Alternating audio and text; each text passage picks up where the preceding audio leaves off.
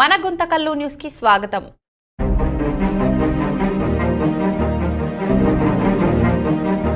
మన గుంతకల్ న్యూస్ కి స్వాగతం. రైల్వే సమస్యలపై గుంతకల్ డిఆర్ఎం కి వినతి. మద్దికేర స్టేషన్ నందు కరోనా కంటే ముందు రైళ్లు ఆగేవని, కరోనా తర్వాత నుండి ఆగడం లేదని, అందువల్ల విద్యార్థులు, ఉద్యోగులు, వ్యాపారస్తులు ఎక్కువ మంది రైళ్లలో ప్రయాణిస్తుంటారని, ప్రజలకు రైళ్లు ఆగకపోవడంతో ఇబ్బందులకు గురవుతున్నారు కనుక కొన్ని రైళ్లు ఆగే విధంగా చర్యలు తీసుకోవాలని కోరారు.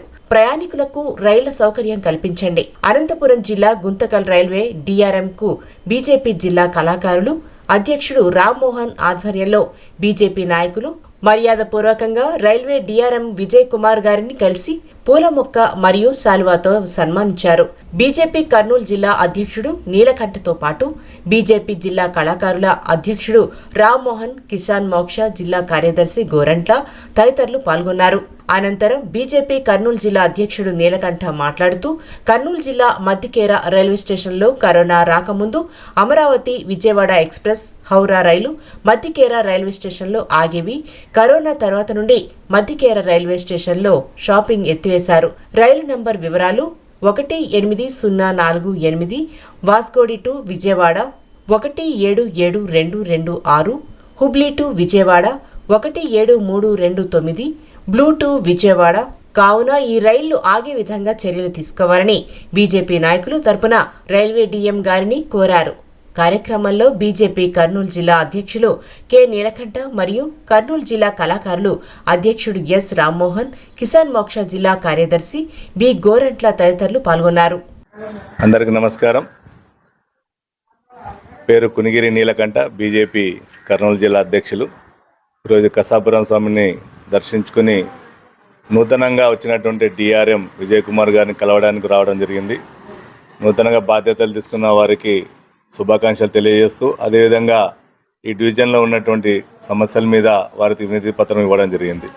ముఖ్యంగా కరోనా కంటే ముందు ఏవైతే కొన్ని సాధారణ రైళ్లు మద్దికేర లాంటి స్టేషన్లు ఆగేవి, ఈ మధ్య అవి ఆగడంలో దానివల్ల అనేక మంది యువకులు, చదువుకునే వాళ్ళు కానీ, పనులు చేసుకునే వాళ్ళు కానీ తక్కువ ఖర్చుతో ప్రయాణం చేసేటటువంటి మాధ్యమం రైల్వే ఉండేది. అది ఆగింది. వాటిని పునరుద్ధరించమని, అదేవిధంగా కరోనా సమయంలో ఆదోని స్టేషన్లో కూడా కొన్ని రైళ్ళని అప్పుడు ఆపడం జరిగింది. మళ్ళీ వాటిని పునరుద్ధరించాలని, ముఖ్యంగా మనం చూసుకున్నట్లయితే ఈరోజు పేదవాడి ప్రయాణానికి రైల్వే మీద ఎక్కువ ఆధారపడుతున్నారు.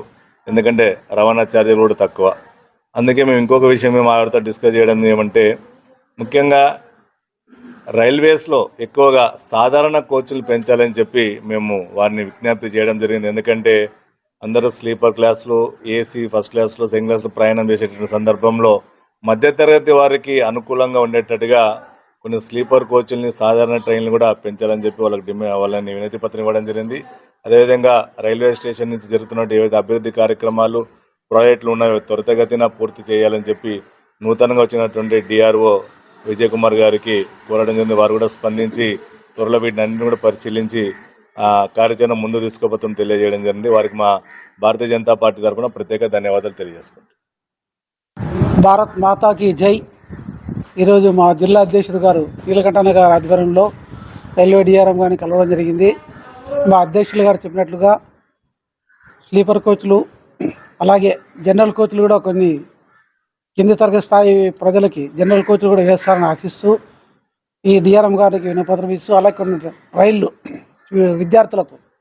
విద్యార్థులకైతేనేమి, ఆరోగ్యపరంగా వాళ్ళకైతేనేమి ఆల్రెడీ మా అధ్యక్షులు గారు చెప్పారు. మధ్యకేరులో కొన్ని గ్రామాల్లో స్టాపింగ్లు పెట్టాలని